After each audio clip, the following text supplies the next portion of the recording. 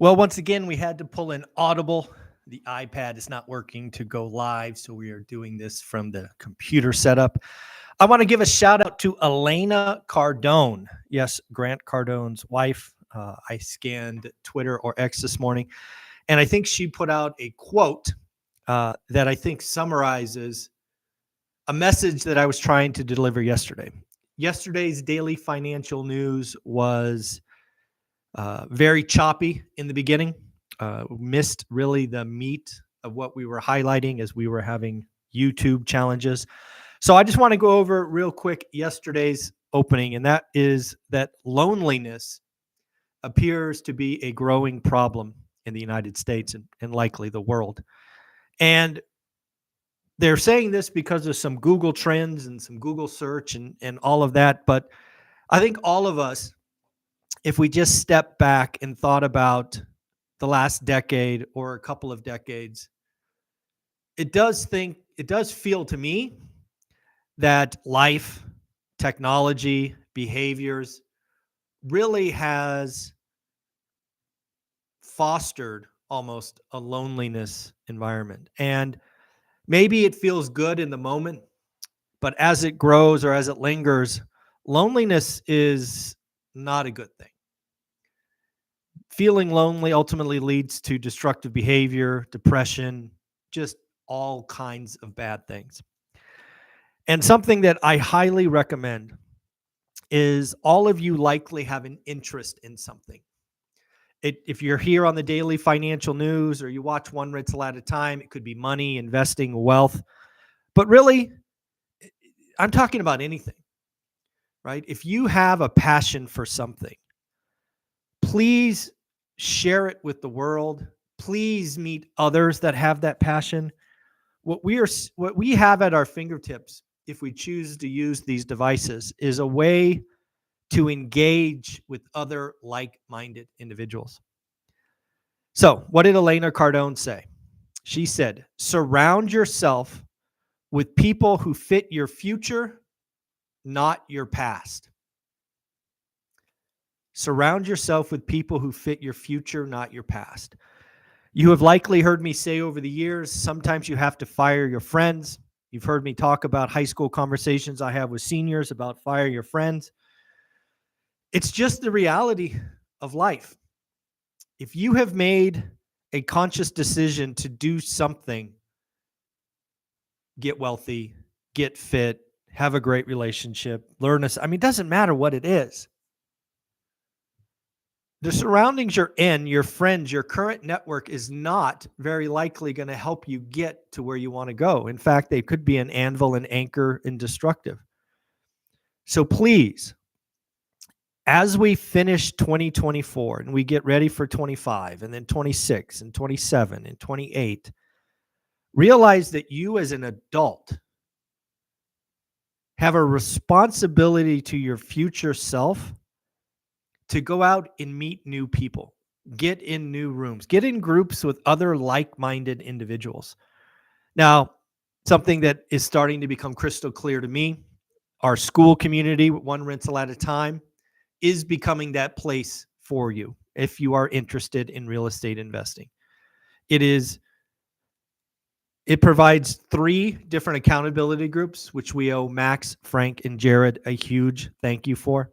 Max just completed the Monday morning. I believe Jared did yesterday. And again, the groups are driven by the audience. So Jared yesterday, for example, I got his topics. Where is it? It was a 3-hour accountability group. They're not all that long, but this one was. They talked land contracts, foreclosures, co-living, loan prepayment, David Ramsey, and rebel capitalist, just to name a few. Again, you don't join all 3 groups. Find the one that fits your time. Get in the group. Also, join the group and introduce yourself.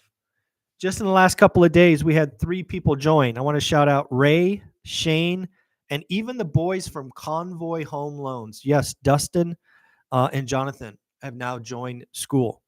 And you can tag them. They're there. Just Convoy Home Loans. This community can be that place for you. And then again, we will meet in real life in February 15th and 16th. Again, tickets on sale. But yeah, it's that quote from Elena. Sometimes you just read quotes and they hit you at the right time. Surround yourself with people who fit your future, not your past. I want to provide a platform, a community for that future. If it is real estate, wealth, house hacking, short-term rentals, room by rent, doesn't matter. We have all kinds of experts in there who are there to help and add value. So again, I apologize for yesterday's choppiness, internet technology. It is what it is, but I wanted to get that off my chest. So thanks, Elena, for the quote. Thank you, Jared, Frank, and Max for running the groups, and Convoy, Ray, and Shane for joining the community. All right. What do we got on tap for this week? What's the week ahead look like? So first and foremost, the bond market is closed today. The bond market is closed. You won't see any quotes on 10 years. It is closed. We will get a Fed speech today. Tomorrow, we will get Empire State Manufacturing Survey. Again, we will see if that is still in contraction mode. From memory, I think it was at 47 last month. I think it's been negative for 6 or 7 months, so we will take a look at that. There's another Fed speech tomorrow.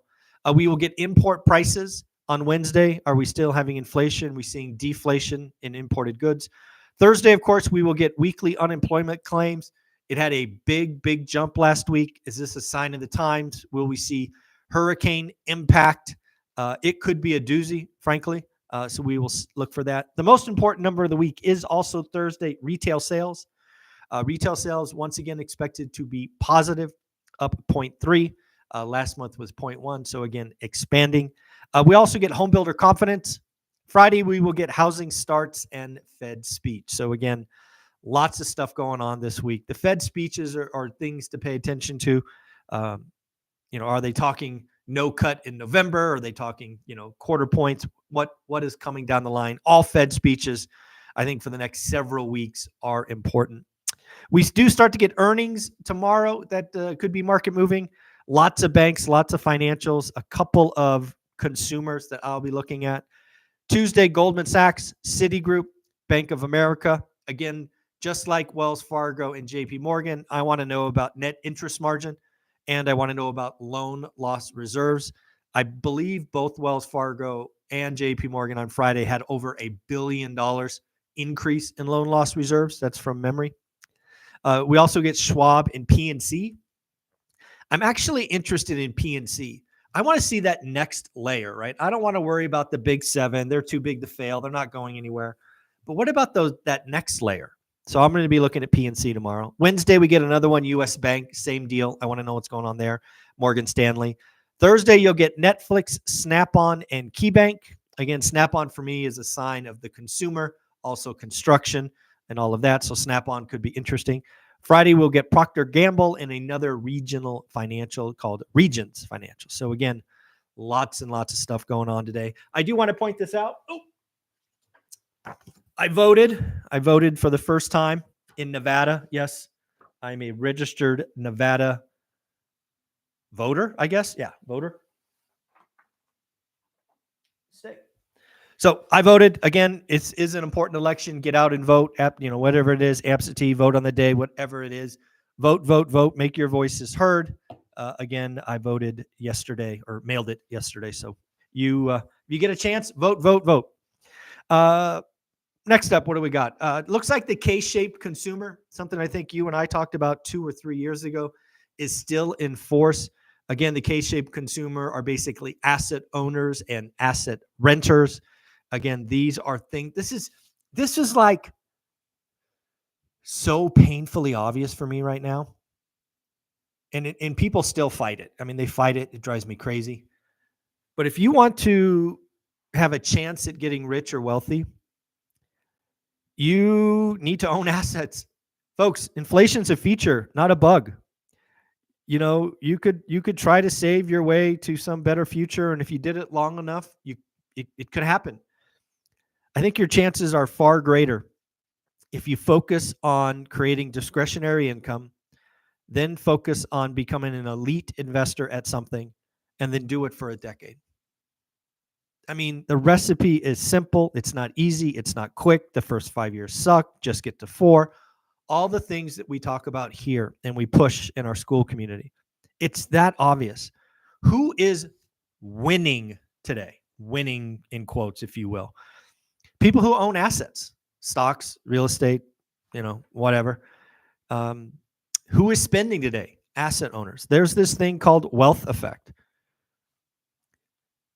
Wealth comes from owning assets, and you can fight it. You can hate it, hate the game, don't hate the player. It just takes time. All the millionaires that I talk to each and every week on this channel, many of you watching this have been doing this with years with me. Slowly but surely, the asset grows, cash flow grows, mortgage pay down grows, and you just get wealthy over time. It is that simple. I want to shout out Lance Lambert. Lance Lambert, our Thursday guest and CEO of Resi Club Analytics. If you want to go get your report, he celebrated a tremendous accomplishment 2 days ago. I don't know if you guys know this, but 2 days ago, Lance Lambert celebrated his 1-year anniversary of quitting Fortune magazine and starting Resi Club, ResiClubAnalytics.com. Go there, get your free articles. Lance has always been about housing. The fact that he quit Fortune to create something from scratch is amazing.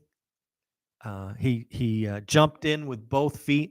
I think all of us, myself included, are better because Lance is on his own and running Resi Club. I want to congratulate Lance. I want all of you to congratulate Lance. He is News Lambert on Twitter or X. Send him a congratulations. Copy me if you want. Let's celebrate Lance for all he does, because it's pretty special stuff. Again, going back to the K-shaped consumer, another stat that just kind of hit me like an anvil. If we look at the top 5% in the United States, the top 5 own 66% or 2/3 of the wealth, which means 95% of us own the other third. The other thing that's great about our system is it doesn't matter where you start. You could drop out of school in the 9th grade. You could get divorced and have responsibility for 3 kids. You could work and live in a crazy expensive place with no cash flow. You could, live in Hawaii and, go to buy in Pittsburgh. I mean, there's just so many ways that you can do this. Believe in yourself, get in the right rooms, get in the right groups, get around other people doing the right things, and you will go far. The last thing I noted that kind of caught my attention, really 2 things. We'll hit them both. First, Arbor Data Science is talking about auto loans spiking. Auto loans currently sit at 2.88% seriously delinquent. Seriously delinquent, if you don't know, is 90 days or greater. Just so you have reference, 2010 is the peak of the last several decades. In 2010, it was 3.45. So it's I don't know. It's on a bad trajectory.